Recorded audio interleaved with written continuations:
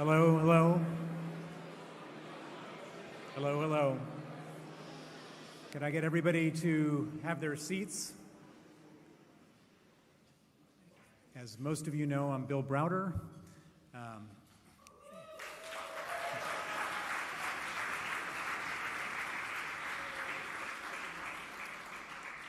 Welcome to the Magnitsky Awards 2023. As we have many people who have been here in the past, and there's a lot of also people who haven't been here before, and what I can promise you is the next hour and a few minutes, you will be blown away by the stories of bravery and strength standing up to dictators. The background to the Magnitsky Awards is that today is November 16th. November 16th is a day that Sergei Magnitsky was murdered in a Russian prison. And so we said to ourselves 9 years ago, how can we remember Sergei, honor him? And we came up with this idea of recognizing people who have done great things in the spirit of Sergei Magnitsky. And I just want to acknowledge a few people here tonight. We have some past Magnitsky Award winners in the audience. We have Jan Lipavsky, the Czech Minister of Foreign Affairs.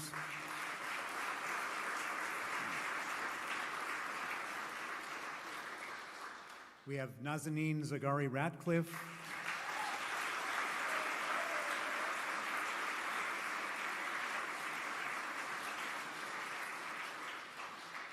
We have Catherine Belton.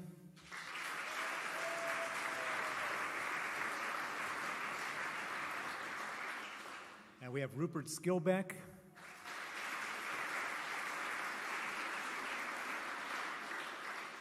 Jeffrey Robertson, KC.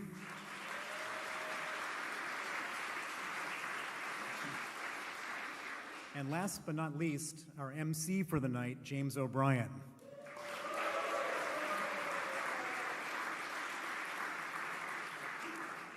Before we do this, I just want to say one other thing: is there's 4 awardees who couldn't be here tonight because they're in prison.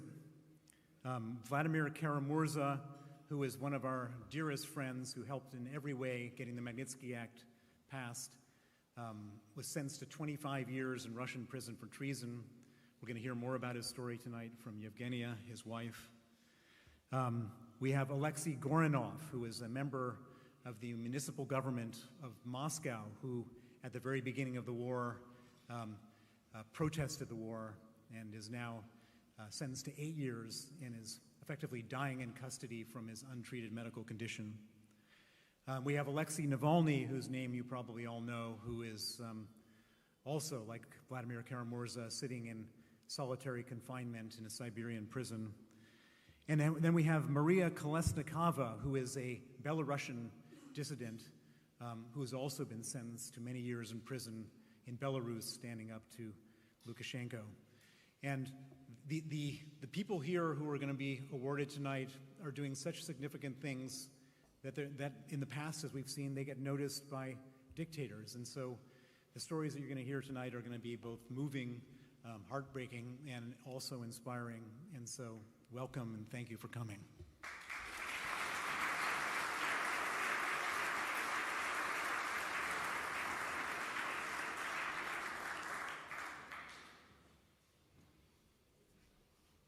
Ladies and gentlemen, good evening. Apologies in advance to previous attendees of the Magnitsky Awards who have heard all of my jokes and anecdotes at least 3 times before.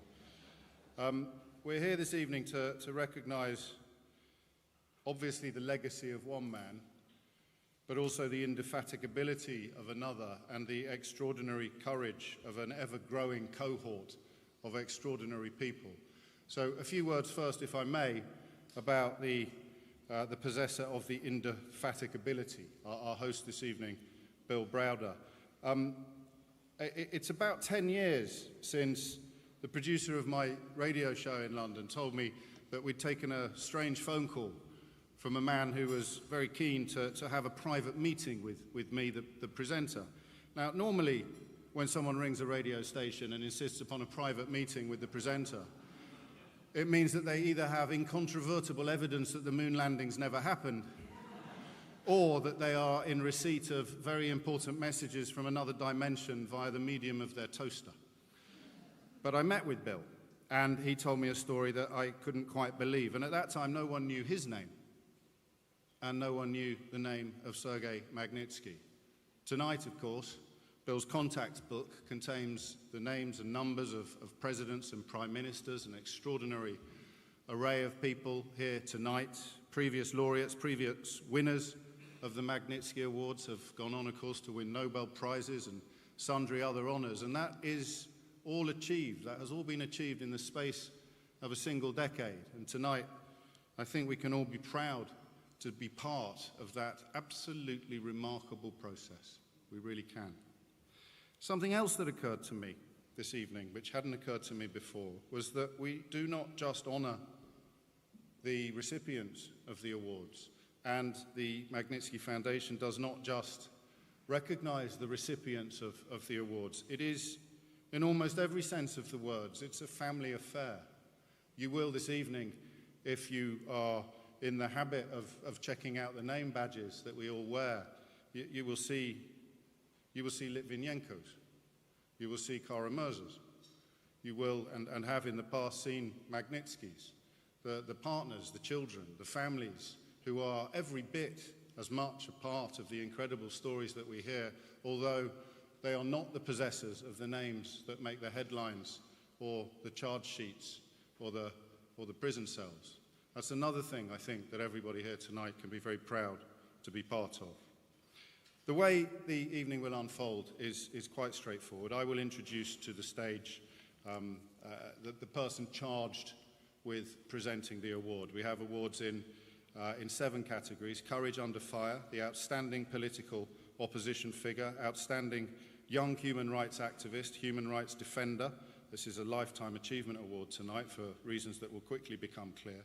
The Outstanding Human Rights Activist, the Outstanding Journalist, and the Outstanding Lawyer. And in many ways, each recipient is matched by the caliber and the quality of the individuals selected to present the awards, because everybody here tonight is committed in many different ways to the same cause.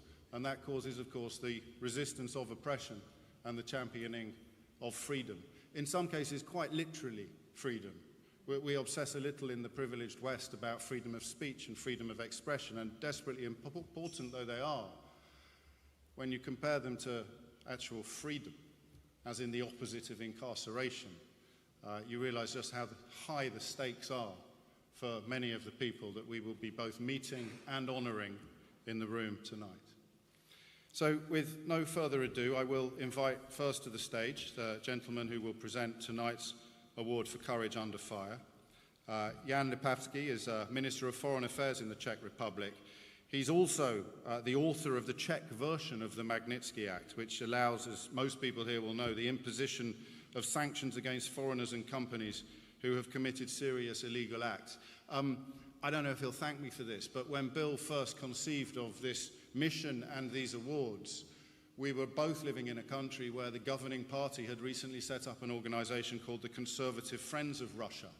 So the speed and the scale of the journey from that moment in 2012 to where we are today is a mark of how violently the world has turned. And this week alone, Jan's government in the Czech Republic have passed legislation very much in the spirit of the Magnitsky Acts around the world, which will freeze the assets of Russian plutocrats contained in that territory. So even as we speak, the ramifications, the repercussions, the ripple effect of Sergei's legacy is still being felt around the world.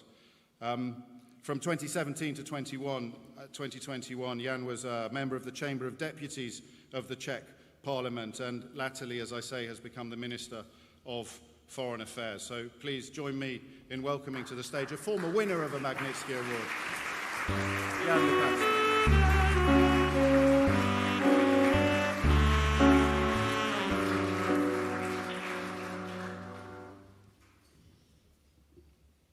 Dear Bill, dear guests, ladies and gentlemen, we are living in difficult times. when peaceful coexistence and democracy are under increasing attack across the world. Support for human rights defenders and democracy must therefore be encouraged more than ever. Democracy and respect for human rights is not given, but a daily struggle never completely over. It varies in intensity and in the price that the fighters are prepared to pay. Some even pay with their freedom, their health, or their lives. Their public and vocal support is therefore essential. We thank them profoundly for their commitment and show that they are not alone. Last year, I accepted the award for outstanding contribution to the Magnitsky Justice Campaign. Today, it is my gracious duty to announce that this year's recipient of the Courage Under Fire award is Miss Evgenia Karamurza.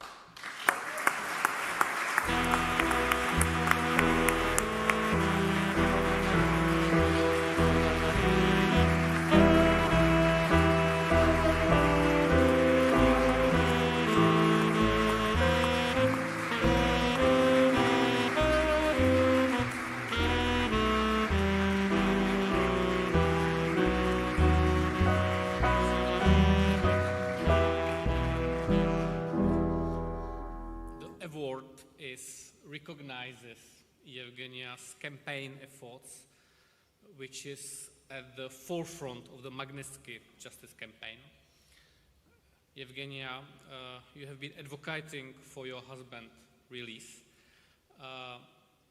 We all know that Vladimir Karamurza was wrongfully convinced and imprisoned after speaking out against Putin and Russian invasion to Ukraine. So you are an incredible person. Your tireless fight to free your husband, who only spoke the truth, is admirable. And Russia is now the main current threat to peace and democracy in Europe. To be standing up to this danger means supporting those Russian politicians, civil society representatives and journalists who share our democratic values and are actively fighting the evil of Russian imperialism. Dear Evgenia, I really bow to your courage. I wish your husband a speedy release from prison, and I wish Russia to return to democratic values and the rule of law.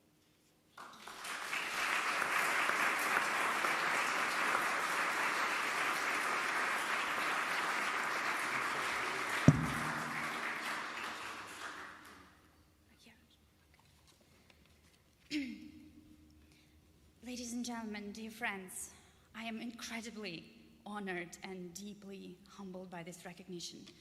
Just like my husband, Vladimir Karamurza, 6 years ago when he received his Outstanding Russian Opposition Activist Award, I get to share this stage tonight with the most incredible, indomitable, fearless human rights fighters of the world. And I want to thank the Global Magnitsky Justice Campaign for its tireless efforts to honor that moral courage that time and again proves stronger than violence and aggression. I'm a very happy woman. I get to share my life with a man who possesses that kind of moral courage. A man who, having survived 2 assassination attacks and having been sentenced to 25 years of strict regime, continues being someone to whom decisions come easily because his values are clear. In one of his letters from prison, Vladimir wrote, "You do understand that I couldn't act differently, don't you?" And I do. I do understand they couldn't act differently for the same reason thousands and thousands of my compatriots, of Russian citizens, couldn't stay silent in the face of the aggressive war launched on Ukraine by the Russian state. One speech at the Municipal Council meeting cost Alexei Gorinov 7 years in prison. Olga Smirnova was sentenced to 6 years for calling the war on Ukraine a crime against humanity. Artyom Kamardin and Igor Shtovba are in jail for reading anti-war poetry at an anti-mobilization event in Moscow. Ilya Yashin received an 8.5-year prison sentence for posting videos condemning the war crimes committed by the Russian army in Ukraine, in Bucha. Today, Alexander Skochelenko, an artist and a pacifist, was sentenced to 7 years in prison for replacing price tags at a supermarket with anti-war messages. Alexei Moskalyov went to prison for refusing to condemn his 13-year-old daughter, Masha, for making an anti-war drawing at school. And every time I think of this loving father being deprived of the right to raise his daughter, I remember the words that Masha sent from the orphanage to her father in prison. "You are the best dad in the world. There is no one better than you. Please don't give up. You're a hero, my hero." This is why. This is why he couldn't act differently as a parent, as a mentor, as a citizen of his country. As Vladimir Kotlярov, a Russian musician and of course a foreign agent himself, put it, with a wet plastic bag on its head, with electroshock marks on its hands, my Russia is sitting in prison. I want to dedicate this distinction, this high distinction that I'm truly honored to receive tonight, to all those people who I'm proud to call my compatriots. People who, like my husband, cannot act differently despite the risks, who say no to the murderous regime of Vladimir Putin. And I truly believe that their awe-inspiring courage will yet again prove stronger than military might.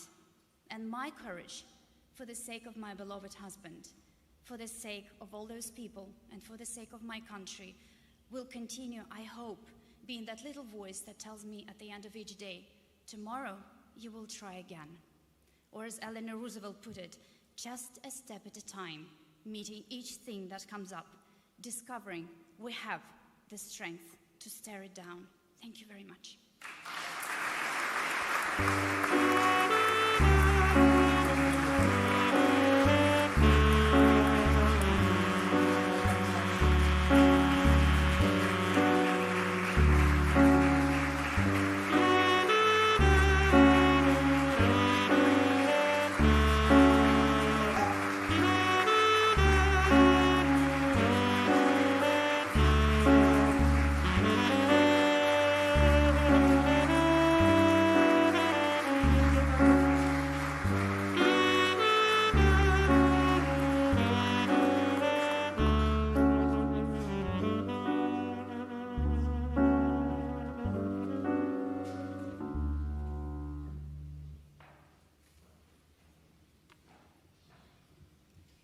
Thank you both. I think it's worth mentioning that Vladimir used to be a fixture, didn't he, of the Magnitsky Awards, such a lovely presence, although I often found myself wanting to have a word with his tailor. Yeah. And it will be an enormous pleasure and privilege to invite him back here one year, as we surely will. We surely will.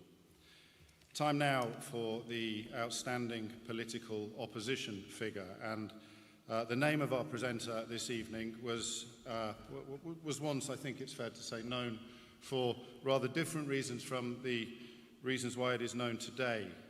I speak of the renowned social and human rights defender, Bianca Jagger, chair and founder of her own Human Rights Foundation, a member of a Goodwill Ambassador for the Council of Europe, a member of the Executive Directors Leadership Council of Amnesty International USA, and a member of the 20th Century Task Force to apprehend war criminals. But tonight, as with everybody else in the room, a friend and a supporter of the Magnitsky Awards. And so to present the Outstanding Political Opposition Figure Award, please join me in welcoming to the stage Bianca Jagger.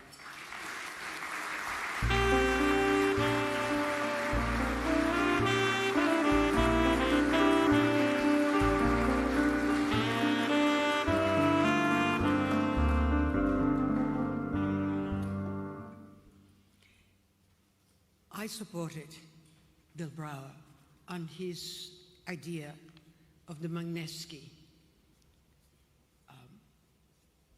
because I believe from the very first day that I listened to him that this was a really important and invaluable tool to apprehend and to bring to justice and to impose sanctions on war criminals.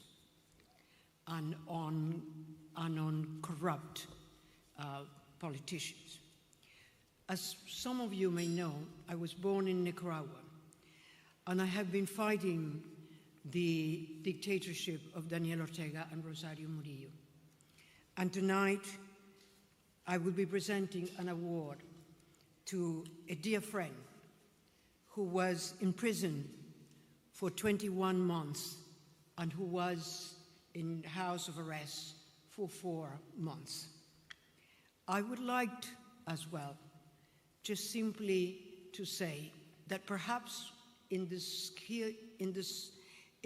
scheme of things, when we are talking about Russia and Ukraine and many other countries, Nicaragua is a very small country that maybe you think doesn't deserve your attention. But it does. We are a people who are living under a prison conditions in Nicaragua. And although I'm going to present this award to my dear friend, Felix Maradiaga, for outstanding as an outstanding political opposition figure, I would like for all of us to remember that in Nicaragua today, we have a bishop who has been sentenced to 26 years and 4 months simply for speaking on behalf of the people persecuted in Nicaragua and in defense of the Catholic Church. So it is my pleasure to call my dear friend, Felix Maradiaga, to the stage.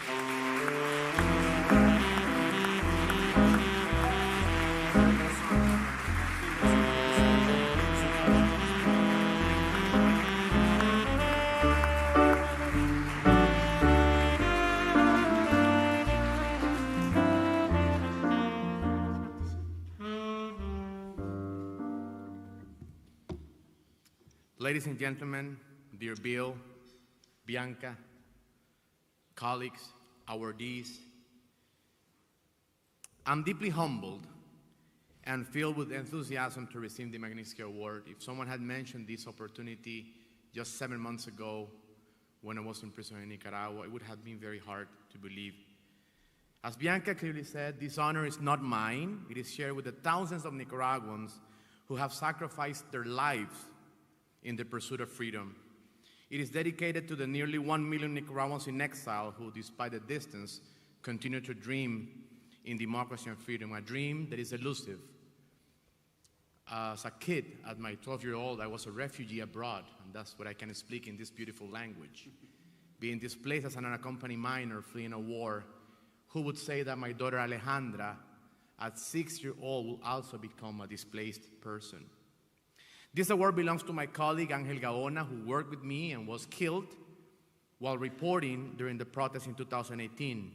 Belongs to Jason Salazar, Olesia, Victor Ticay, more than 90 other political prisoners, and of course to the bishop of my own diocese, Monsignor Rolando Alvarez, who is in prison simply for preaching justice and peace from the pulpit of the church. It belongs to the 11 Catholic missions expelled from Nicaragua, the 120 priests expelled from Nicaragua because of the religious persecution in the country. At just 10 years old, Alejandra had witnessed my survival of 2 assassination attempts, several months in house arrest, 2 years in prison.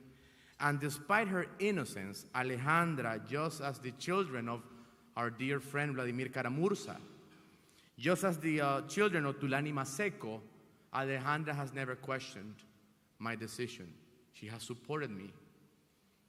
Alejandra knows that carrying the name Sergei Magnitsky in Nicaragua is something that will cause persecution. When we started with my political team to pursue justice against the criminal acts of Daniel Ortega, I was charged with treason, sentenced to 13 years in prison, accused for advocating against the regime precisely for trying to activate the Magnitsky laws. My journey into political activism is almost a necessity. I was an academic, I was a person working in disarmament affairs, working with the reinsertion of former combatants. But when you see the inhumane acts of Daniel Ortega and the many other dictators, there's nothing else that we could do.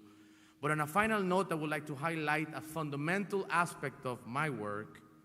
From the beginning of my civic resistance and the work of my colleagues, we understood that Daniel Ortega is not a domestic problem.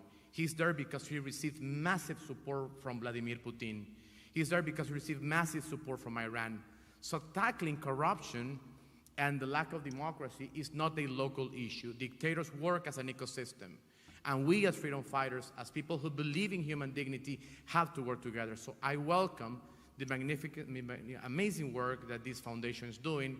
I also want to acknowledge the work that the World Liberty Congress is doing, Human Rights Foundation. I see my dear friend Thor here, who've also understood that we have to work together in the pursuit of freedom. I will also say that dictators want us to hate. They want to hold anger in our heart. But tonight we celebrate the name of a man that showed that through the pursuit of the rule of law, we're able to change the world. History is on our side. My dear friend Evgenia always remembers something, and I will just quote you, Evgenia, with your permission, when you remind us that your husband, as a historian, knows that history is on our side. Thank you, Bianca, for this honor. Thank you, Bill. Thank you very much.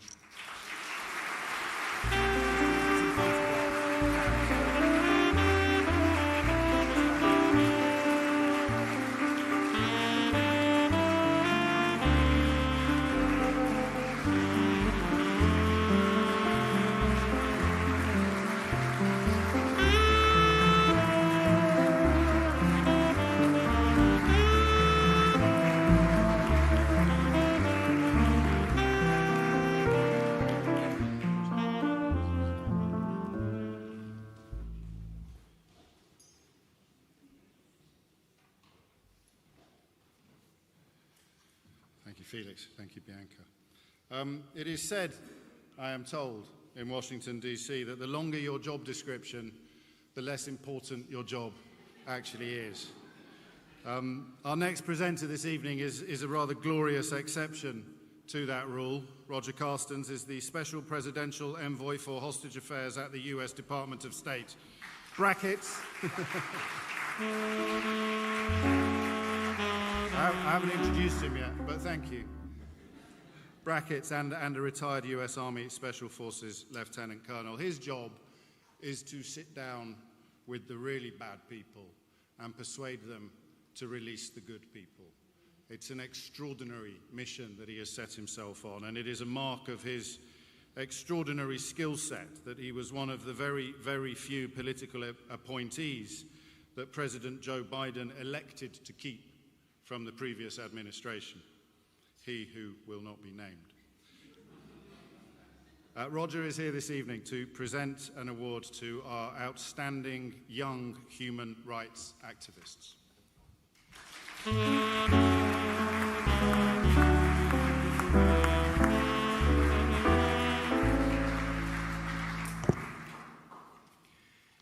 James, thank you for that very kind and generous introduction. It's good to be here with you and with all of you at such an event of such great magnitude. It's really an honor to be here with so many incredible presenters, human rights defenders, activists, and journalists. I count myself lucky to be with the people that I pretty much call my heroes. I'm also proud to celebrate and commemorate the courage and selflessness of Sergei Magnitsky and others who have been recognized as the standard bearers for human rights. We honor their sacrifices, their lives, and their families. Bill, I'd like to thank you as well and all that work with you for your role in keeping Sergei's torch lit, which I would say that this is an example of you doing so. Thank you for all that you do to promote this effort and to keep his memory alive. I think that we can always appreciate that you've created a substantial and sustained tribute to a person whose name is now recognized globally as that standard bearer for human rights. So again, I'm proud to be here. It's my great pleasure and honor to present the Magnitsky Prize for Outstanding Young Human Rights Activist to not one, but two deserving nominees. I hold Anais and Corinne Kanimba in the highest regard. These two young ladies put their lives on hold and dedicated themselves to the sole purpose of securing the freedom of their father, Paul Rusesabagina. He did the same for Anais and Corinne when brutal violence orphaned them as children. Anais and Corinne highly deserve this award, for their relentless courage and quest for justice, for their father and for others without voices. They overcame incredible obstacles in amplifying their father's case, and uniquely, they showed resourcefulness by dividing and conquering, literally, by building up efforts to coalesce government support in both the United States and in Europe simultaneously. They engaged us in the U.S. Department of State and with members of U.S. congressional committees, ensuring all in the corridors of power felt the same sense of urgency that they did. They were tough on me. They were tough on my team. They pushed us and demanded our very best efforts in bringing their father home. And I want to honor Paul Rusesabagina, sir. It's good to have you home.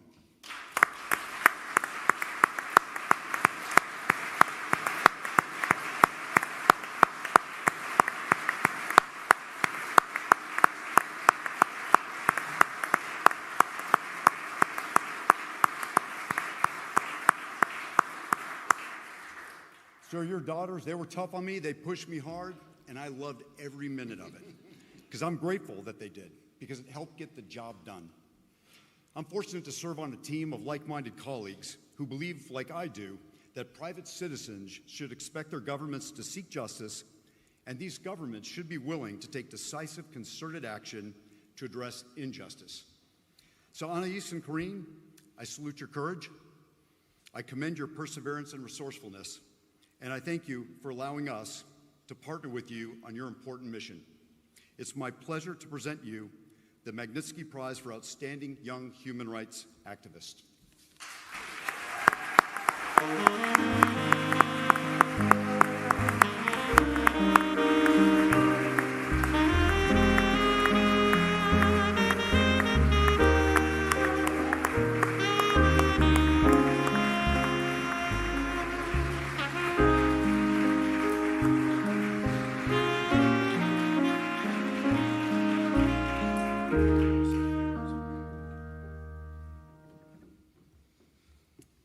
Hi, everyone. Thank you very much. To begin with, Ambassador Carson's may be the special presidential envoy for hostage affairs, but for our family and for many people in our community of loved ones who's been away and who's in prison, he's Captain America, and he helped out. So it doesn't have to be so long. It's a true honor for us to be here, standing here today with you, along our dad and our entire family and our support team, to be honored here and to be recognized, because we could not have done this by ourselves. We can only stand here because all of you here have joined us in the fight for justice for my father. Our life began, our story with our father really began, as you know, in 1994, after we lost our parents during the genocide. We became orphaned, and yet we felt loved. We felt love from our parents, Paul Rusesabagina and Tatiana Rusesabagina. They raised us, they gave us everything that we could ever think as children, until, unfortunately, he was taken from us. Our dad was taken from us, and we realized that we could not do anything instead, stand still. And that's how we had to learn and join this community and figure out how to get him released. In those days, we didn't know where to start. We knocked on many doors. The very, very first door was Captain America's door. He welcomed us in, and after that, we had to go other places around too.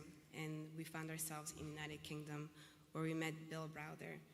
And he told us one important thing, is that even if you think that everything is beyond you and you cannot do anything, do not forget that you have power. You have power to press at least 3 times a day, to put pressure where you can, and to get everyone behind you in a way that can help them and help your father in going further. And in these days, so we, together with Bill Browder and Baroness Kennedy, we used the tools in front of us to put the pressure. And we went to the House of Lords, and we had the chance to testify and to also tell them about our father's situation.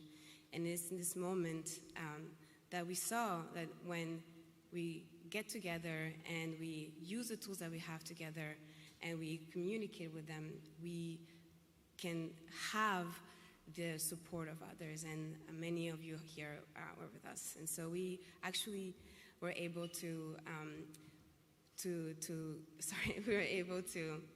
have the Magnitsky sanctions called on the person who was behind my father's kidnapping and who's currently the ambassador of Rwanda here in the United Kingdom. And this pressure that we put together among everybody else together, we were able to have our dad with us, and we're very truly, truly, truly thankful.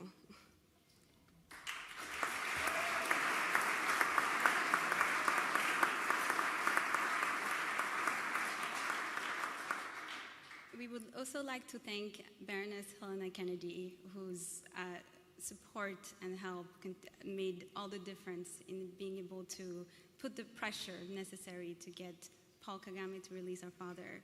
We're also incredibly grateful to our amazing lawyers, Kate Gibson and Ryan Fahey, whose compassion, dedication to justice gave us the courage and the strength. They stood by our side every step of the way, and we look up to them. They are superheroes. We continue to be inspired by the people in this room. We continue to be encouraged by the dedication to justice, to human rights, to democracy. These are the principles that keep us going. These are the principles that we are all gathered here today to stand for. And in the spirit of the Magnitsky Justice Campaign, in the spirit of our collective efforts and coming together to stand for justice, we will prevail. Our father is a testament to this collective effort. He's here with us today, and we are incredibly grateful to everyone here who made it possible. Thank you.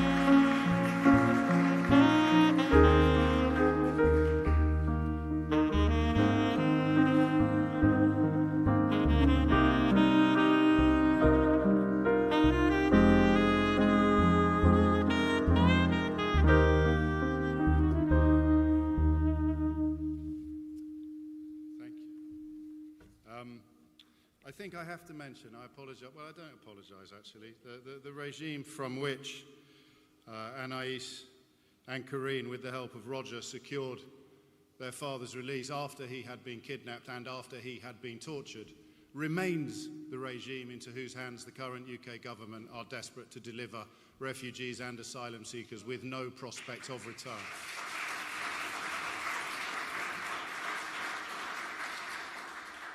Some food for thought for some people in the room tonight, perhaps. Our next presenter of an award, I mean, this is such a cliche at award ceremonies, but he really does need no introduction, not least because he has been correctly name-checked and honoured by every single individual on the stage tonight. Some things you may not know about Bill Browder. His grandfather was the founder of the Communist Party in the United States of America. True? True. The Hollywood version of his memoir, really, Red Notice, is just constantly about to be greenlit, constantly about to be made, and I'm told that Dwayne Johnson, The Rock, is due to play Bill. Not true. He has worked, as you know, tirelessly since 2008, when Sergei Magnitsky, his lawyer, uncovered an enormous fraud committed by Russian government officials that involved the theft of $230 million US. And as we have touched upon this evening, the scale of the mountain, the size, the height of the mountain that he set himself the lifelong task of climbing was inconceivable. And while he may never reach the top, Vladimir Putin may go to his grave without ever facing justice, I can tell you now, and I can tell you that most people in this room know, that Bill Browder will never stop climbing. And tonight he will present the award for Human Rights Defender, and this is a Lifetime Achievement Award.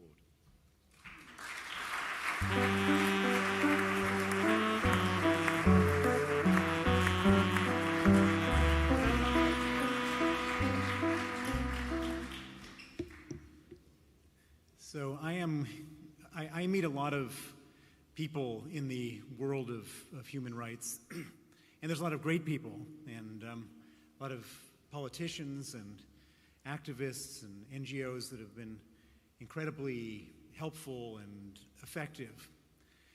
But tonight I want to focus on one in particular, a person who's also been name-checked very recently, who I think that almost everybody who's got a problem in this room would have gone to her at one time or another, and that is Baroness Helena Kennedy, KC.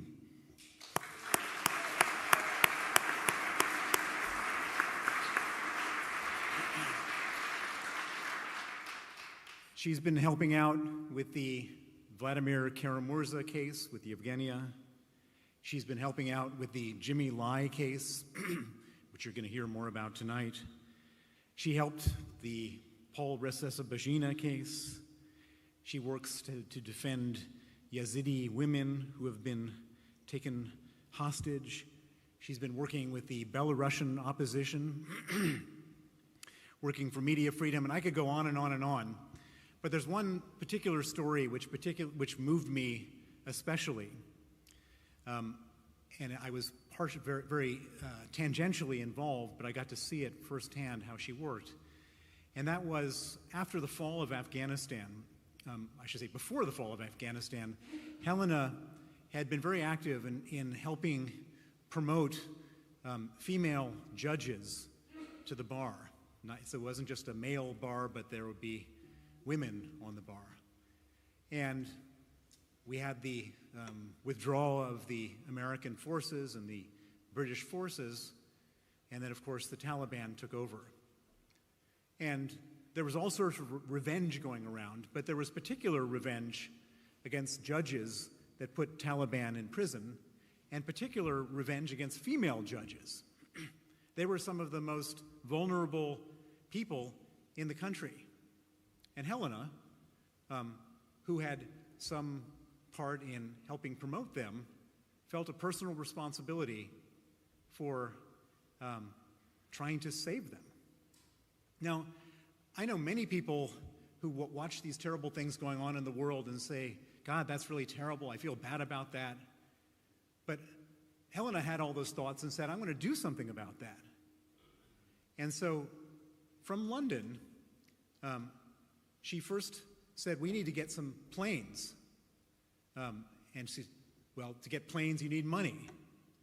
And so she started calling up every person she knew and every other person she didn't know and said, we need to evacuate these female judges and their families. And through the sheer force and determination, she was able to gather up literally millions of dollars to charter planes, to organize private security, mercenaries to get these people out. But then once you had the planes and the money, you needed to have some place for the planes to fly to. Nobody wanted them. And so she then started calling up everybody she knew in the world of foreign diplomacy, and was somehow able to twist the arm of the Greek foreign minister to take all of these people. And he said, I can't take them permanently, but I'll take them temporarily. So she found a place for them to go. And so in an operation which was equivalent to Argo, the movie, she was able to evacuate more than 500 Afghans, 102 judges and their family members, from Afghanistan to Greece. And then from Greece, she was able to then get on the phone to foreign ministers of Canada, Ireland, Iceland, Australia, the UK, and resettle all these people. And there's an expression, it's both in the Talmud and the Quran, which is that to save a life is to save everybody. And I think Helena Kennedy has saved truly everybody by saving these 500 people, and she deserves this award in a profound and sincere way. Congratulations, Helena.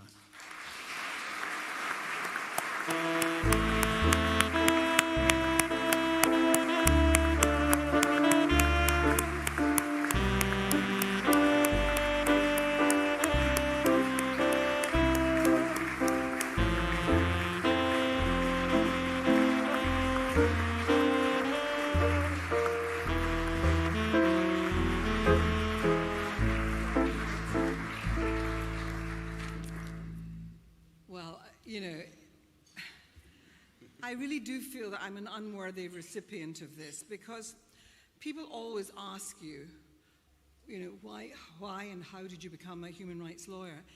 And the truth is that we learn about human rights, really, from our clients, from the people that we spend time with and whose pain we see firsthand, whose suffering we get to really know. And so I really don't feel deserving of any kind of award. Bill Browder deserves awards, but the truth is that when you've been involved in something where you were trying to encourage a place that had rid itself of the Taliban and they were trying to build a democracy, was that I was one of the voices that was trying to persuade the forces that were opening up law and setting up a bar association in Afghanistan. I wanted to see women being able to get into the law schools.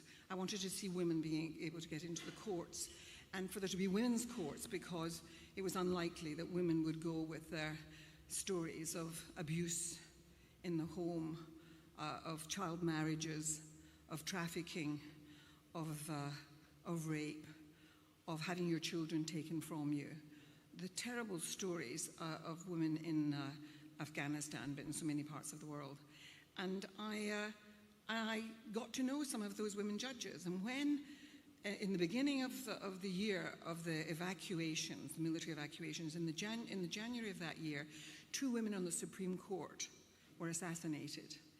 And every judge, every woman judge, knew that it was a warning to them of what was going to happen if the Taliban got in. And so it's no wonder that they were in terror when it did actually happen. And so we at the Institute of Human Rights, that I'm now the director of, Evelina, who's here, Emily, who worked with me, the 2 wonderful young women lawyers, and we really were receiving calls that were desperate, because those women knew that they had a target on their backs, and we had to do something. So I don't feel that this was something that was, about me. It was about people coming together, and doing the work that I do. I meet the most wonderful people, and many of them are in this room, many incredible people, and many incredible lawyers. And so I just wanted to make a mention of lawyering. Lawyers get a bad name, and you'll say they deserve it. And all I can say to you is that law matters, and the rule of law matters, and the whole business of protecting people and trying to leverage law, but also recognizing that law can be used to persecute people, to do criminal things to people, to criminalize those who are not criminals.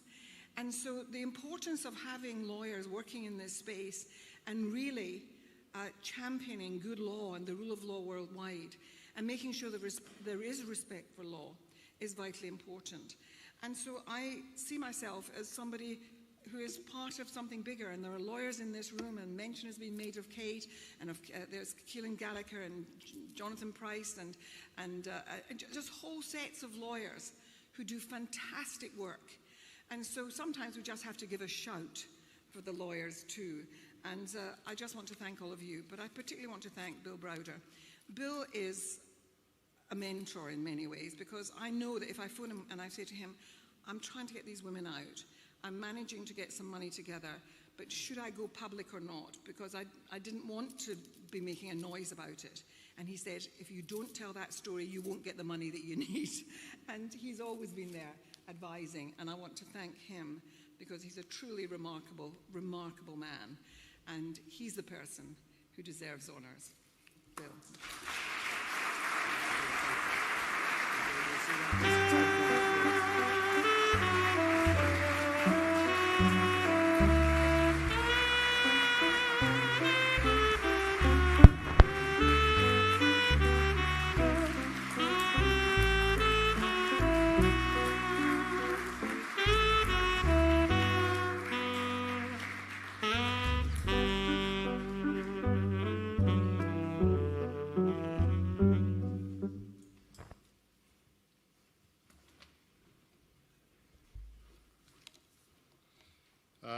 Lioness Helena Kennedy there, literally the only person in the room who feels that she doesn't deserve an award tonight.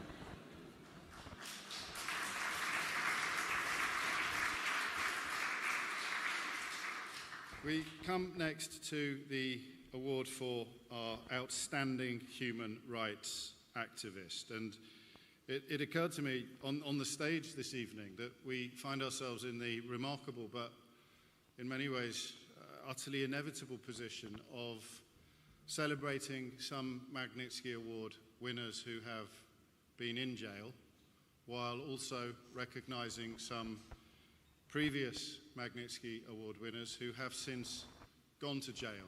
I can think of no better illustration of how high the stakes are in these matters and how important the work is of the people that we both honor and invite to the stage to bestow those honors.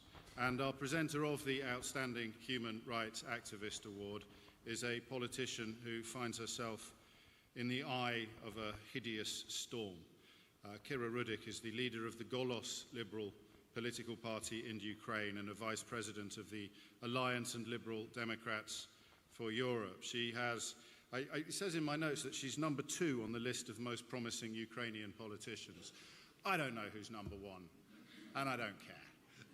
Because Kira has dedicated herself to seeking the delivery of the assets. The Magnitsky Acts specialize in the freezing of assets. What Kira spotted was the opportunity to transfer some of those funds into places where they can do most good. And she has pretty much from the moment that Putin's troops set their sights on Kyiv, she has dedicated herself to trying to persuade international governments that the $350 million or so of Russian central bank reserves, it's $1 billion, sorry, I'm going to sack my sub-editor, Kira. It's the $1 billion of reserves that are currently being held by Western governments should in fact be making their way to the government of Ukraine. Ladies and gentlemen, please join me in welcoming to the stage Kira Rudik.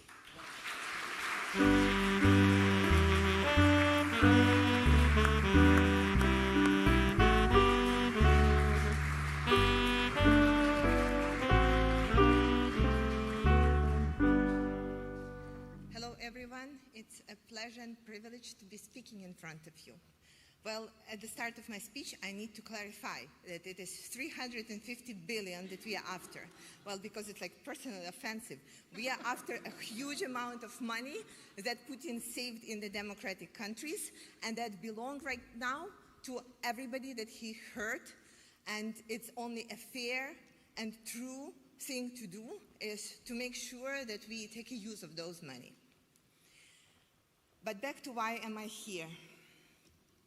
You know, it's always an impossible thing for me to range the crimes that Russians committed to people of our country on the terror level scale. But there are people who can do that, and they are called International Criminal Court, and that's why they have proven a crime by Putin and issued a warrant for his arrest for specific and horrifying crime. It is kidnapping 300,000 of Ukrainian children and transferring them over to Russia.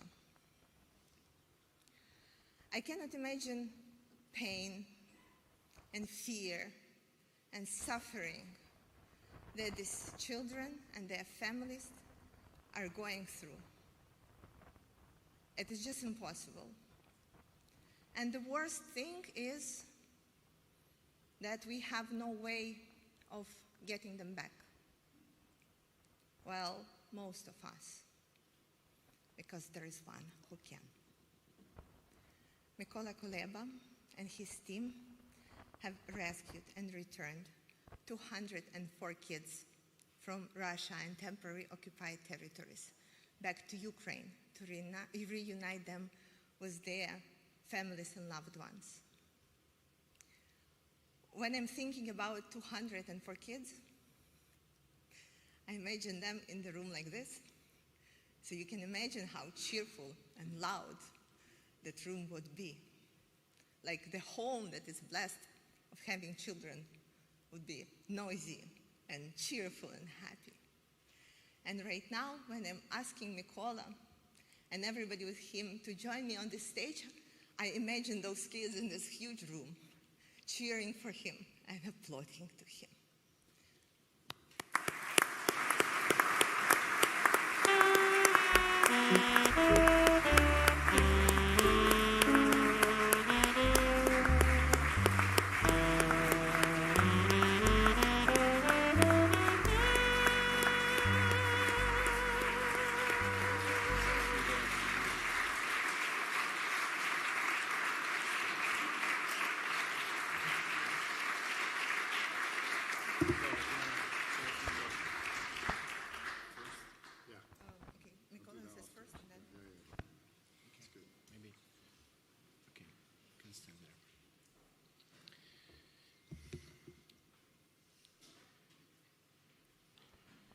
Good evening, friends, ladies and gentlemen.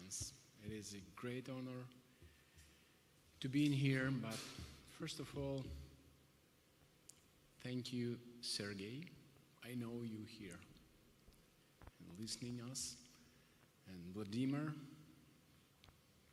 Bill, Evgenia, and everybody who are paying a high price just for being here. And you know, I was listening and I thought, God, who I am in comparison with Sergey, Vladimir, with that ones who are tortured, imprisoned, kidnapped, deported, and how many children suffer.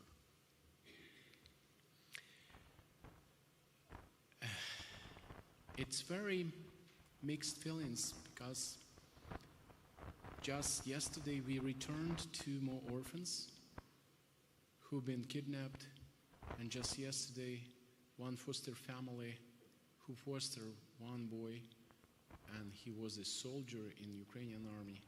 And I found him 25 years ago on the streets because I started my career as in child protection 25 years ago, being on the streets collecting kids from the basements of buildings. It was thousands of children who lived there, and it was one of boys who I rescued and restored and placed to this foster family of my friends, and yesterday he was killed on the battlefield.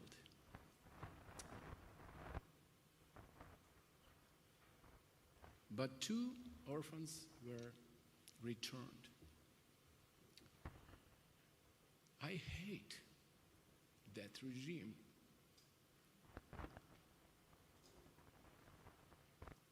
Which kills our children, which destroying their identity.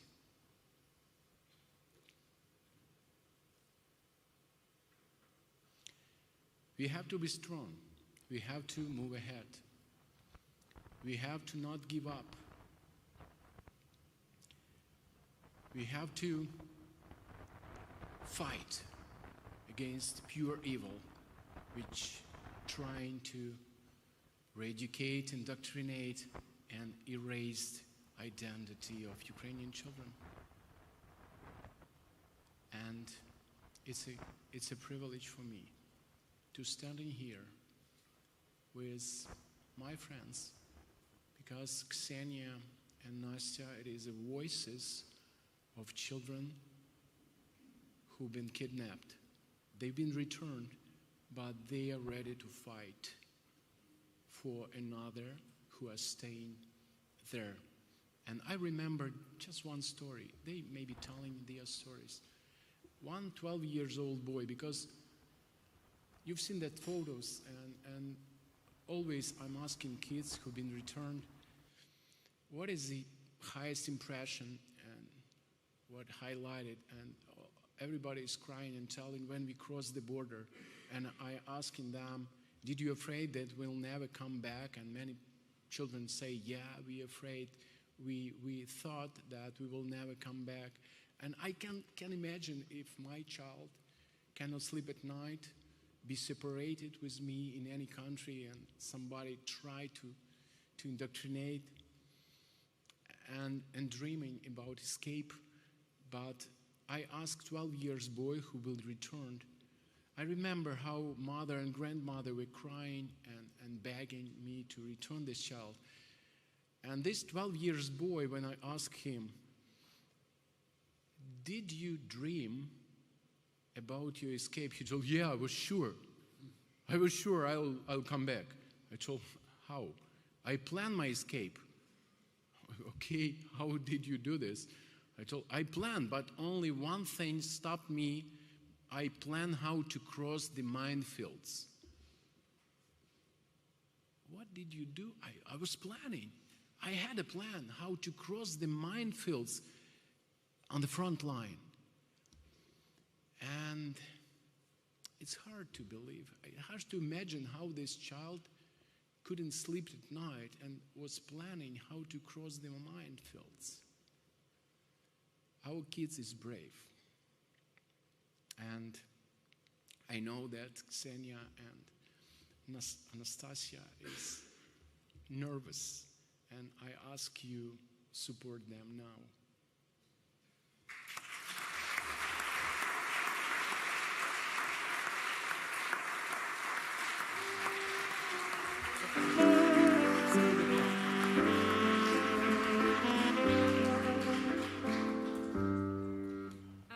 Вітаю. Hello. Мене звати Мотчак Анастасія. My name is Anastasia Molchak. Мені 16, і я з Херсона. I am 16 years old and I'm from the city of Kherson. Під час окупації мене вивезли до табору в Крим. During the occupation of Kherson, I was taken to a camp in Crimea. Там мені довелося провести 4 місяці без рідних і без можливості повернутися додому. There I had to spend 4 months without relatives and without an opportunity to go back home. У таборі нас змушували вчити та співати гімн Росії. In the camp, we were forced to learn and to sing the anthem of Russia. А якщо ми відмовлялися, нас сварили. If we refused, we were punished. Нам не дозволяли розмовляти українською мовою. We were forbidden to speak Ukrainian. Якщо ми якось показували, що ми українці, нас ображали і казали, що ми фашисти. If I somehow showed that I was Ukrainian, I was insulted and was called a fascist. Та що українська армія обстрілює мирні міста. And that the Ukrainian army was showing peaceful cities. А з вихователів ніхто не намагався знайти спосіб, щоб повернути нас додому. The administration did not try to return us home. Натомість вони хотіли залишити нас та зробити росіянами. Instead, they wanted to leave us and make us Russians. З мого перебування в таборі я винесла, що в Росії чи на окупованій території ти не маєш прав. From my stay in the camp, I learned that in Russia or in the occupied territories, you have no rights. Ти не можеш просто бути українцем чи любити свою Україну. You cannot just be Ukrainian or love Ukraine. Ти зобов'язан прославляти Росію і бути російською дитиною. You're obliged to glorify Russia and be a Russian child. Я щаслива, що повернулася додому і хочу, щоб всі українські діти також повернулися. I am happy to return home and I wish all our children to return as well. Дякую. Thank you.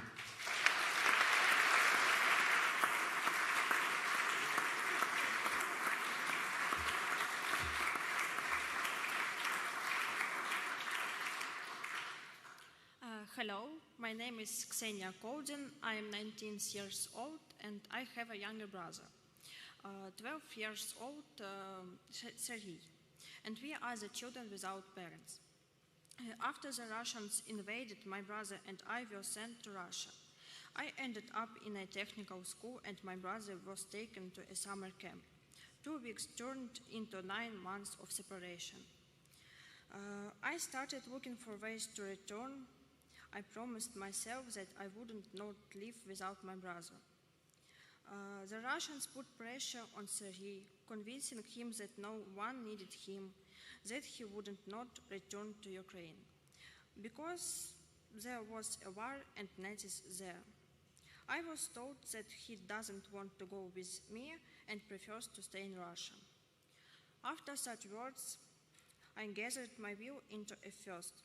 I managed to speak with him, and eventually he agreed to come with me. After several days of exhausting travel, constant integration, and fear that we will not be allowed to go home and will be forced to live in Russia, we reached Ukraine.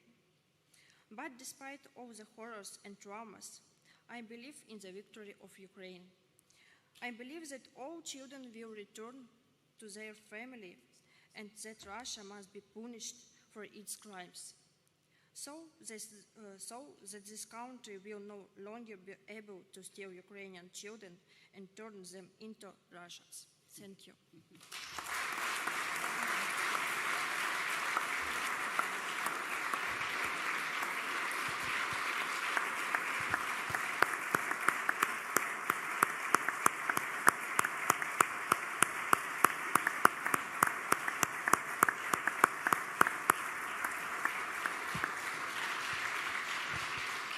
You know, it is the first time they are on the stage.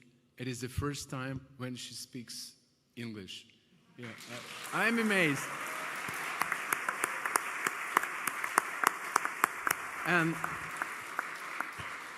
And they prepared a gift for Bill. Bill, please come on the stage. This Ukrainian flag was painted by kids who've been returned, especially for you.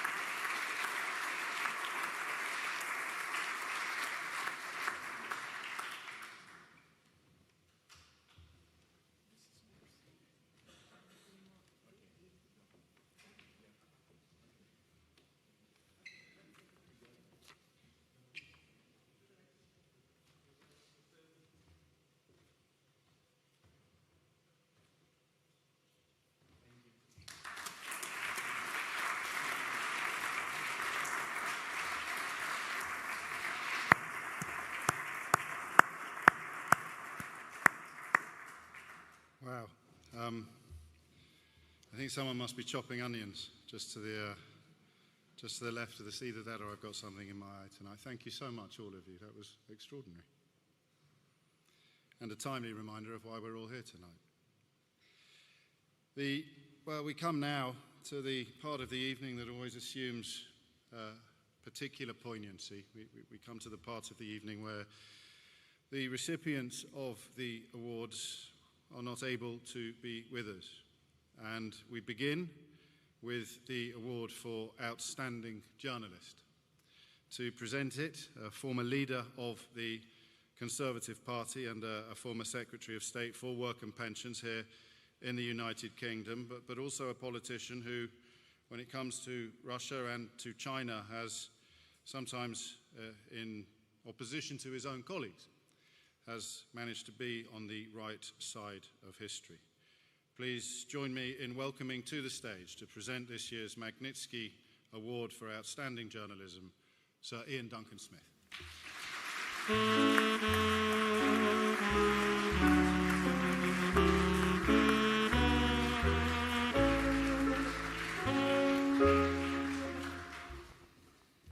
Thank you very much indeed. Well, I'm here tonight as part of a group struggle, and I wanted to say something in defense of lawyers, Elena. I'd like a shout out for the Doughty Street team that has been fantastic in defending Unilara.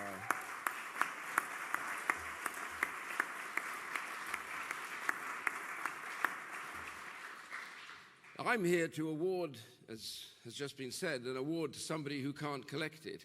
and in a sense will be collected by somebody very close, and I'll come to that in a second. But I want to say right now that I think that we here in the free world face almost the most dangerous time that we have since the Cold War. All around us, states are turning to authoritarianism. They are abusing any freedoms and the legal rights that go with that, and we are watching an axis of authoritarianism build across and in front of us now at the apex of which is China, North Korea, Russia. You've got all the stuff that's going on through Iran and into the Middle East and Syria. And we can watch that happen, but we watch the human tragedy that takes place while we do that. Because in all of that, as you've heard, we've all heard tonight, is the issue of what happens to people who simply want to live their lives in freedom and defended by the rule of law, which we take for granted here, but which has been stripped away from them in far too many places. So tonight, sometimes I think when we look out there and we think that things are so bad that there is next to nothing that we can perhaps do about it, great states, powerful, moneyed, with full militaries, crushing and leaning down on them, committing genocide, committing organ harvesting, trashing other people's arrangements, and dangerously threatening to invade other states. And sometimes we can be excused, I suppose, for thinking that who are we going to be able to do anything about it? And in that dark horizon, suddenly you see little points of light that begin to shine brighter. They're not countries, they're not even groups of people. They are individuals who stand out against that tyranny, and which, Bill, you so epitomize yourself and this wonderful setup that you have created here tonight.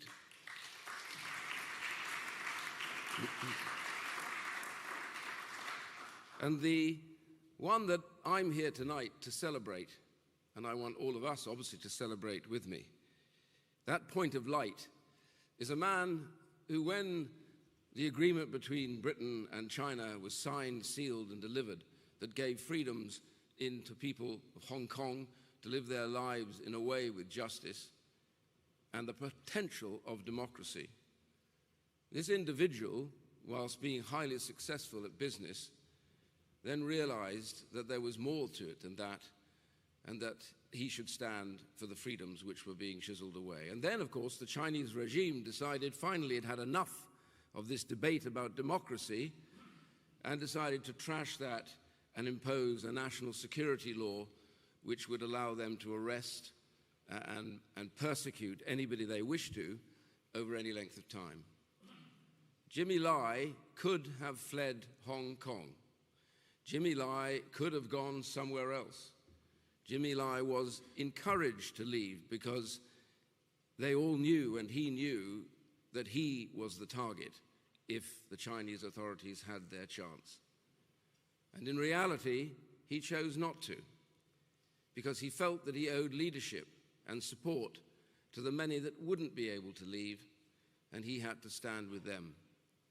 That sacrifice comes to the very heart of what freedom is all about, when you are ready to give yours up so that others may well be inspired to fight on. Jimmy is lucky, fortunate, because he has a wonderful son called Sebastian Lai. And Sebastian has never stopped trying desperately to change things. And I have one comment to make, Sebastian. What a wonderful and proud father Jimmy must be to see what you are doing to try and save him and save the others as well. But I want to say that my government still refuses to accept that Jimmy Lai is a British citizen with a British passport. Shame on them for failing to stand with him in his hour of need.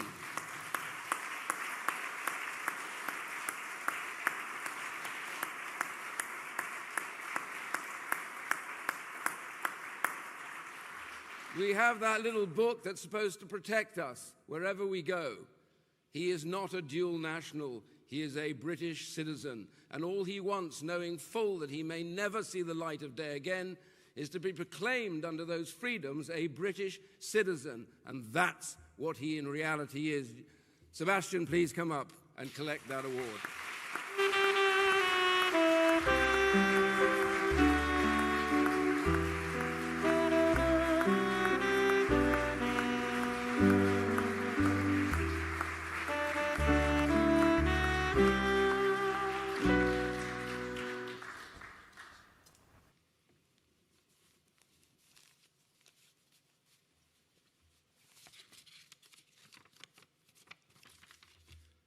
Hello.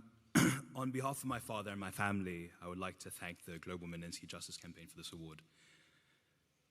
When my father was first arrested, letters were sent to him by his colleagues. One of them said, "Mr. Lai, thank you for letting us live this dream of democracy." A son spends his whole life trying to understand his father. Mine gave up everything in defense of an ideal. Someone once told me that you don't become a journalist, you are born one. I think that's the same for an activist. Most people can see when something is wrong. Many of us would like to think that we would do the right thing in that situation and work to correct it. But only few of us ever do. Being an activist is a paradox. You fight for your home, and by doing so, you forsake the chance of going back. You pursue the freedom of others and put yours on the line. You are a patriot that is labeled a traitor. From the day Dad landed in Hong Kong as a child stowaway at the age of 12, my father spent his youth in pursuit of personal and financial freedom. He has now sacrificed all those liberties to fight for freedom of the people of Hong Kong. I don't know how much longer my father will spend in prison, or how many years it will be before I see him again. Every day my father is in jail shows the hypocrisy of the Hong Kong government. It shows the importance of the very freedom that my father campaigned for. It shows government officials living in lie, peddling a fabricated version of liberty that they have no say in, while imprisoning people like my father who live in truth, authentic to themselves. I don't know what the fight looks like ahead, or how close or far away we are from the goalposts. What I know is that Dad is doing the courageous thing, and he is doing the right thing. They can lock up my father, but they can't lock up the ideals he is fighting for. Now, maybe the fate of Hong Kong was always to become a autocracy, to be oppressed. But while people like my father continue to stand up for democracy, a better future is never far away. Thank you.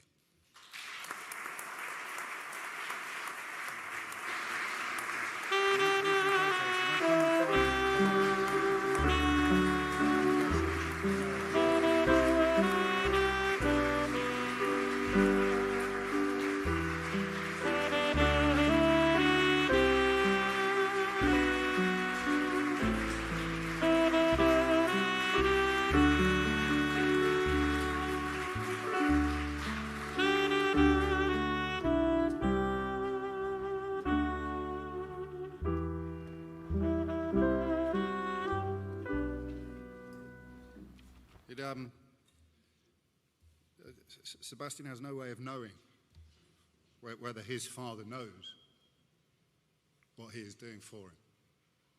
Something perhaps to take home this evening. The next award is for the outstanding lawyer of, well, we've already met loads. This is, obviously the pressure is on now. The outstanding lawyer award this year will be given by a stalwart of the Magnitsky Awards. I speak of a man who began advocating for human rights in 1989 as a schoolboy in London, organising opposition to apartheid in South Africa. Thor Halvorson went on to found the Human Rights Foundation in the spring of 2005. Its mission, as many of you here this evening will know, is to unite activists from across the world to stand up to tyranny everywhere. A founder of the Oslo Freedom Forum, the annual global conference series that brings together human rights defenders from around the world to speak, as Jimmy Lai would appreciate more than almost anybody else, to speak truth to power. Ladies and gentlemen, please join me in welcoming to the stage this year's presenter of the Outstanding Lawyer Award, Thor Halverson.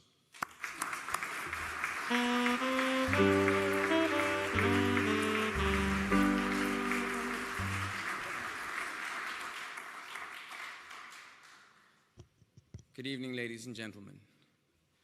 My friend Thulani Maseko had a wicked sense of humor. And given that this is the last award to be presented this evening, he would probably say something like, "This is the only award before you get a bathroom break." He would probably then add something like, "Henry VIII probably said what I tell you now to his wives. I won't keep you very long." 300 days ago, my friend Thulani Maseko was at home on his family farm in Swaziland.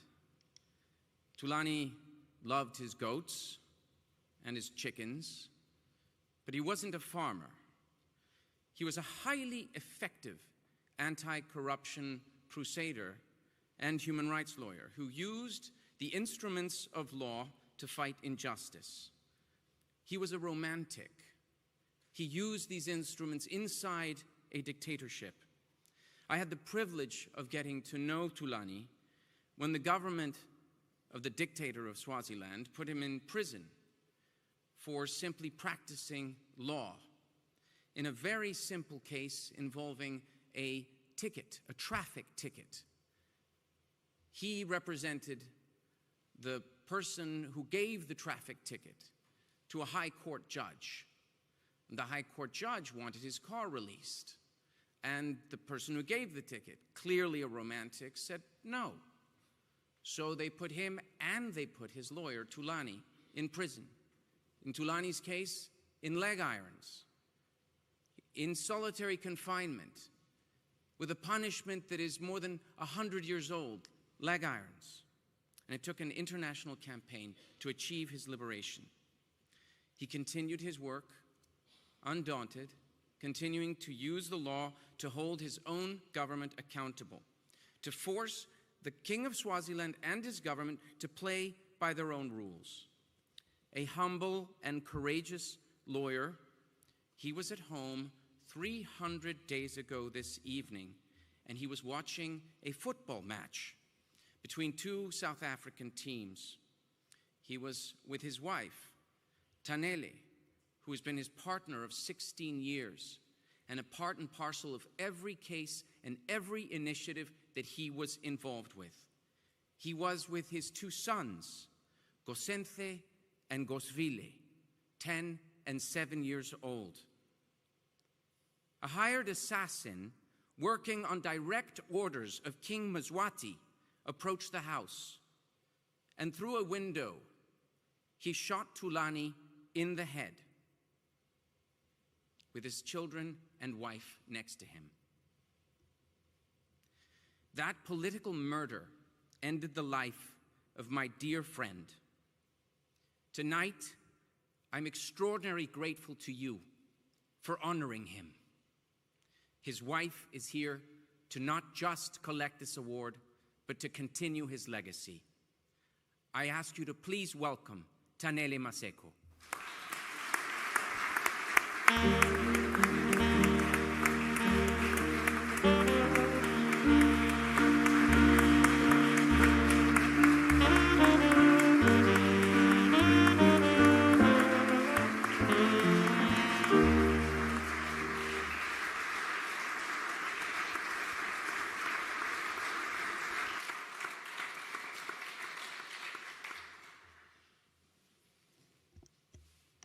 Ambassadors, government ministers, my lords, my ladies, and gentlemen, good evening.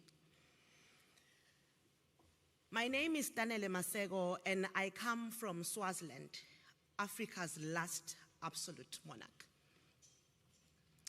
My late husband, human rights lawyer, used the law as a tool to fight this horrible dictator.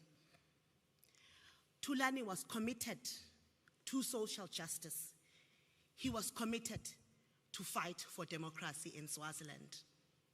Like many amongst you today, you are here alive. you're with your families. Unfortunately, I had to pick up my husband's brain mass. I had to pick up his skull. And my 2 young boys, we had to try and resuscitate him back to life. He was cold.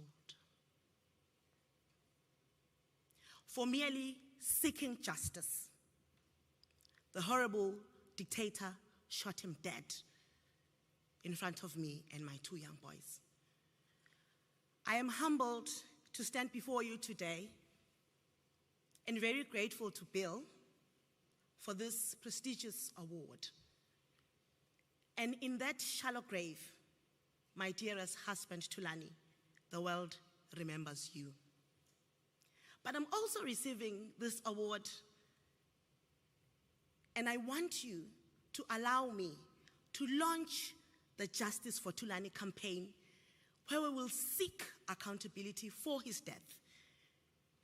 And I also want to plead with you to support and stand with us in solidarity as the Thulani Maseko Foundation to continue to seek for democracy in Swaziland, to continue to fight for those honest civilians who continue to walk with bullets in their bodies. I plead with you, our friends, to continue to highlight the gross human rights violations that continue to happen in Swaziland. No amount of prison, certainly no amount of death, will silence us. We will continue to fight for democracy. We will continue to fight for human rights. We shall never surrender. Thank you very much.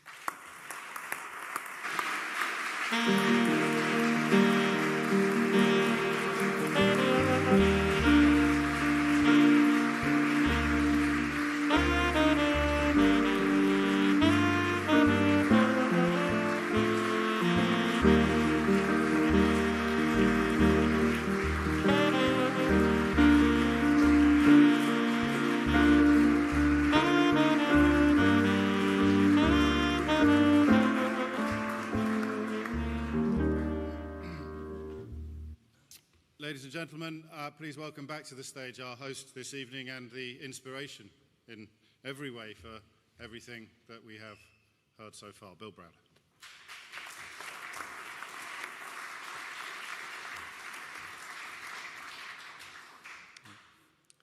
All I can say is, wow, those stories.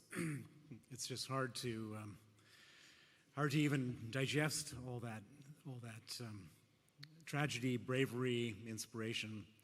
The one thing I can say is that many of us in this room are fighting different battles, and when we're fighting these battles, we feel alone, we feel lonely, we feel isolated.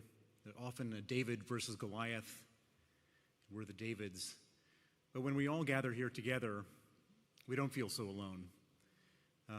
And each of us gives the other inspiration. And I hope that hearing these stories tonight, you'll feel that inspiration. And those of you who are fighting won't feel so alone. And I thank you all for coming tonight. I look forward to seeing you next year. And thank you very much.